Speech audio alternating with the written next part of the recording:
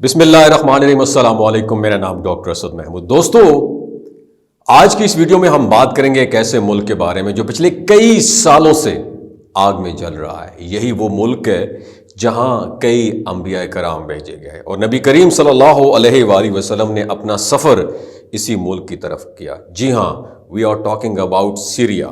ہم شام کی بات کر رہے ہیں۔ یہ وہ ملک ہے جہاں اللہ پاک کے جلیل القدر پیغمبر مبعوث ہوئے۔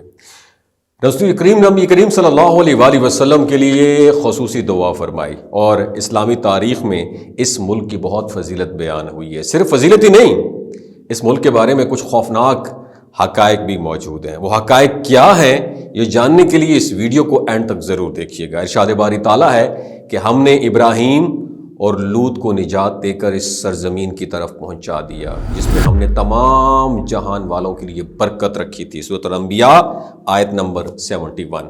پیارے دوستو، علماء کی متفقہ رائے یہ ہے کہ اس آیت میں جس زمین کا ذکر ہے وہ شام ہی ہے۔ یہ وہی سرزمین ہے جہاں حضرت ابراہیم علیہ السلام اپنے بھتیجے حضرت لوط علیہ السلام کے ساتھ ہجرت کر کے مائیگریٹ کر کے آئے تھے اور یہاں رہائش پذیر ہوئے۔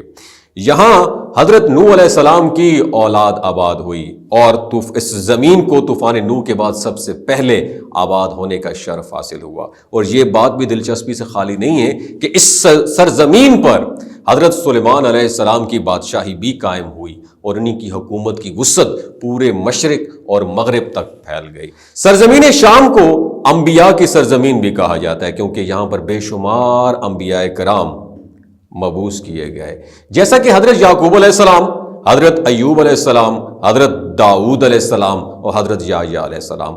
رسول اللہ صلی اللہ علیہ وآلہ وسلم نے بھی شام کی فضیلت کے بارے میں فرمایا اور اس کے لیے دعا کی کہ اے اللہ ہمارے شام میں برکت عطا فرما۔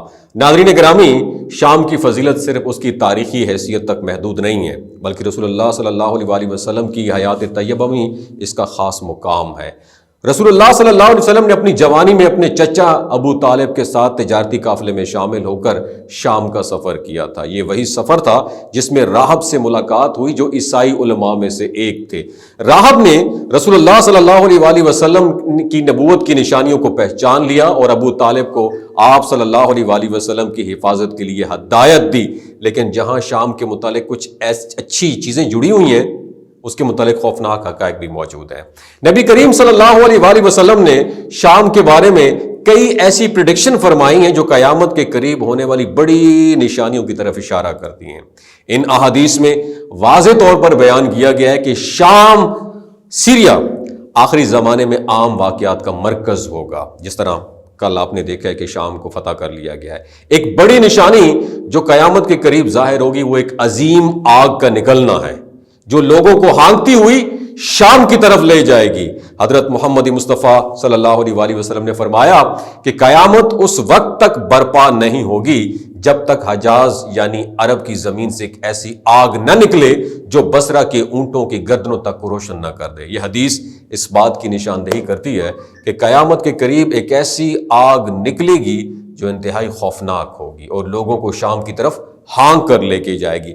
علماء کے مطابق یہ آگ مشرق سے نکلے گی اور اپنی لپیٹ میں آنے والی ہر چیز کو جلاتے ہوئے شام کی جانب نکل پڑے گی، اور اس آگ کا مقصد لوگوں کو جمع کرنا ہوگا تاکہ وہ حشر کے میدان میں اکٹھے ہو سکیں۔ یہ میدان شام کی سرزمین پر ہوگا جہاں قیامت کے دن دیگر بڑی بڑی نشانیاں ظاہر ہوں گی۔ اس آگ کے بارے میں کہا جاتا ہے کہ یہ کسی عام آگ کی طرح نہیں ہوگی، بلکہ اس کی انٹینسٹی جو شدت ہے اور قوت ایسی ہوگی کہ لوگ اسے دیکھ کر اپنی جان بچانے کے لیے دوڑ پڑیں گے، اور یہ آگ لوگوں کو ایک مخصوص ڈائریکشن کی طرف لے کے جانے کی قدرت رکھتی ہوگی، اور وہ ڈائریکشن شام کی سرزمین ہے۔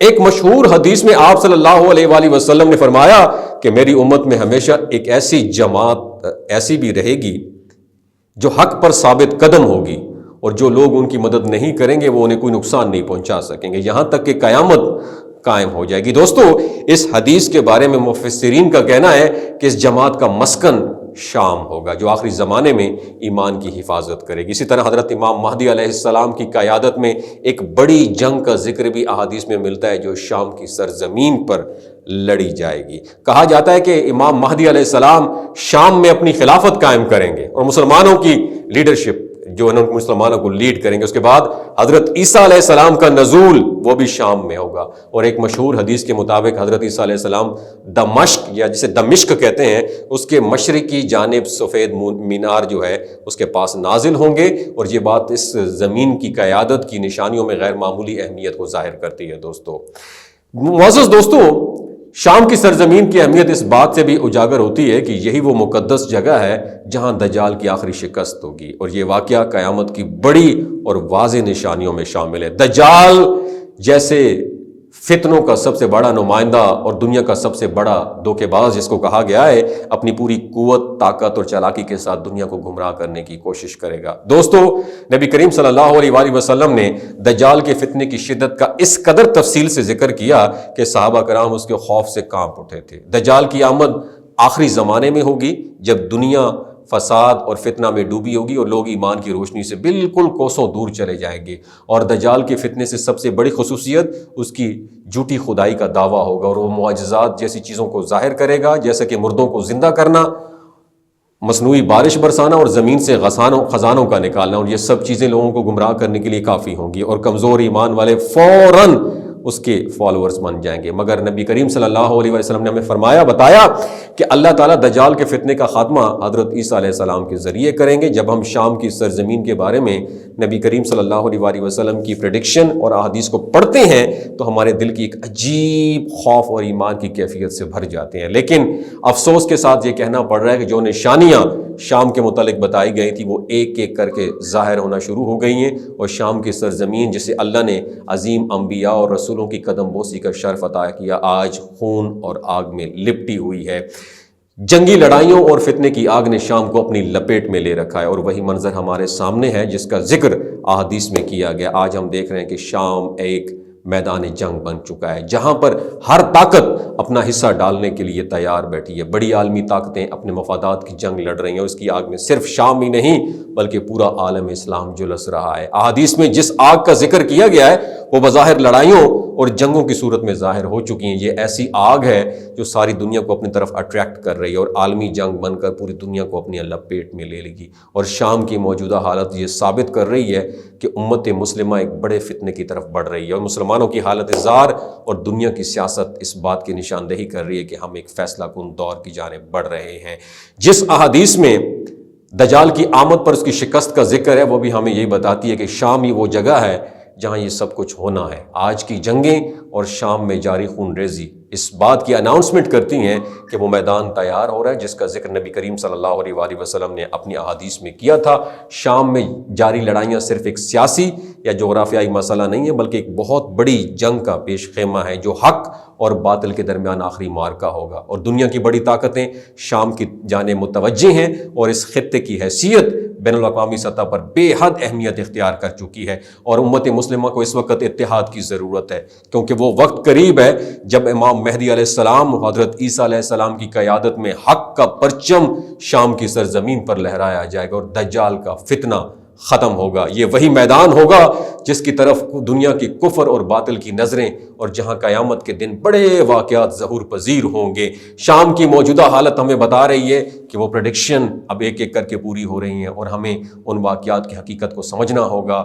The time has come کہ امت مسلمہ اپنے ایمان کو مضبوط کرے اور آنے والے فتنوں کا مقابلہ کرنے کے لیے تیار ہو جائے. اللہ سے دعا ہے وہ ہمیں ان فتنوں سے محفوظ رکھے اور ہمیں ایمان کی طاقت مضبوطی عطا کرے تاکہ ہم اس آزمائش کے دور میں ثابت قدم رہ سکیں. آمین ثم آمین. اللہ تعالی ہم سب کو اپنی حفظ و امان میں رکھے. اگر یہ ویڈیو اچھی لگی ہو اپنے واٹس ایپ گروپس اور اس کے ساتھ ساتھ اپنے دوست احباب کے ساتھ بھی ضرور شیئر کیجیے. اللہ حافظ.